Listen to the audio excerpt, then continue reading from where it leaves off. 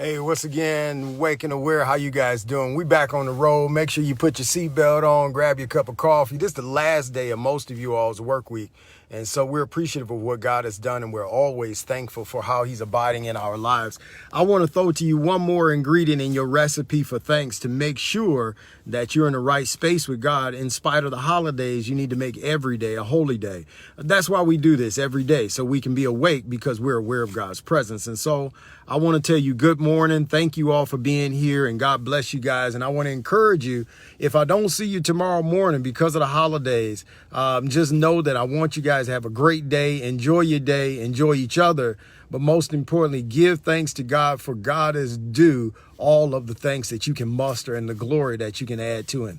Listen, this morning, Cousin Margaret and Cousin Deanna, I want to let you guys know that what we're doing here today is we're really pushing on something that maybe you may not be aware of or may not even want to grapple with, but no neck bones. I know some of y'all into them neck bones, but no neck bones, just no neck bones, because the ideal of the neck bone is stiff-necked people. Stiff-necked people will not be grateful. You know what I mean. Stiff-necked people, hard-necked people. We call them hard-head in our day and age, but the Bible calls them stiff-necked people. You know, people who can't be moved by any level of knowledge or any level of the heart. A stiff neck is one of those things that will hinder you from moving into your life. And so neck bone is something that you need to keep out of your recipe for thanks. When you are a stiff-necked person, it will disable your ability to see properly. You won't even be able to turn your head because your neck is so stiff. Your body and your head now have a disconnect because though your body may want to move one way, your head is refusing to move that way. And so I want to encourage you right now, according to the Bible in Deuteronomy chapter 9, when God is bringing these people out, he's bringing these people out to destroy other people completely. It may seem kind of silly, but God has a concept here. There are a group of people who need to be dealt with because of the wickedness of who they are. And some people in our lives really are like that. We need to stay away from them because of their stick-neckedness in their life. They don't want to move according to God's plan. They don't even want to recognize God's plan or see God's plan. And so we need to make sure that we deal with not only the stiff-neckedness in our life, but we need to stay away from other people who also have stick-necked situations. Turn to the 9th chapter of the book of Deuteronomy. And in the 9th chapter of the book of Deuteronomy, I'm going to read a couple verses for you so that we can understand what God has for us. Sorry about that. We can understand what God has for us. We can hear what God has us. And you want to add some things into your recipe, but there are some things you want to keep out of your recipe. Where he says, Hear, O Israel, you are now about to cross to the Jordan to go in and dispossess the nations greater and stronger than you, with large cities that have walls up to the sky. The people are strong and tall, the Anakites, and you know about them and have heard about them, saying, who can stand up against the Anakites? But be assured today that the Lord your God is the one who goes across ahead of you, and like a devouring fire, he will destroy them, and he will subdue them before you, and you will drive them out and annihilate them quickly, as the Lord has promised you. And after the Lord your God has driven them out from before you, do not say to yourself, the Lord has brought me here to take possession of the land because of my righteousness. No, it's not on account of your righteousness, but the wickedness of these nations. In verse 6, he says this, understand then that it's not because of your righteousness that the Lord your God is giving you this good land to possess, for you are a stiff-necked people.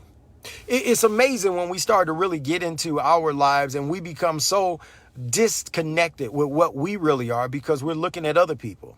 We start to realize that other people have failures and flaws. And so we look beyond our failures and flaws and we really just stick in a situation of God has delivered me because they're so bad. No, God delivered you because God is a great God.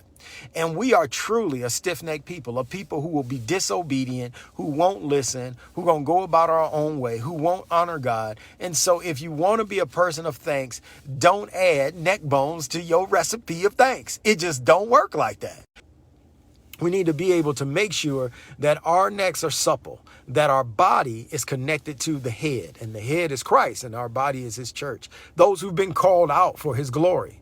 And so make sure, if all things, if you want to be thankful to God, remember to remove the neck bones from your life, or the stiff neckness from your life.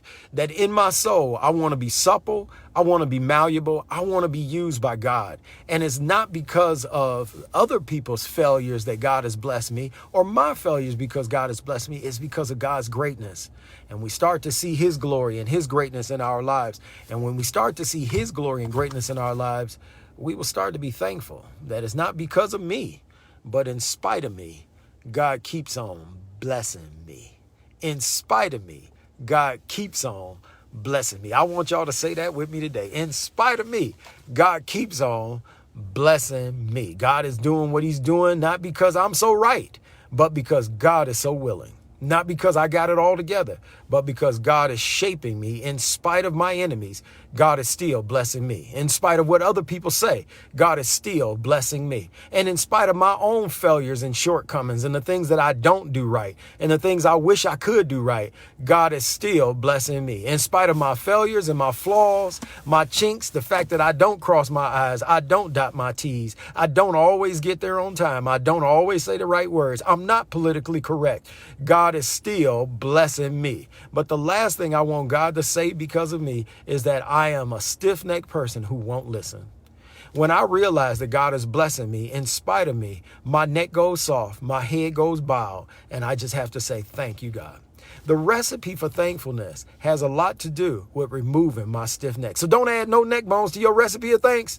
Get those bones out of your neck and let it just fly freely. Let it fall to your chin, fall to your chest, and say, thank you, God, that in spite of me, you keep on blessing me. Listen, we're going to see you guys on Friday morning. I'm going to let you guys have a holiday, but not a holiday, but a holy day. So enjoy your holy day of thanks. We're going to talk one last time on Friday morning about a recipe of thanks that should resonate throughout our life, but just not on one day on the calendar. God bless you guys and God keep you. Take care.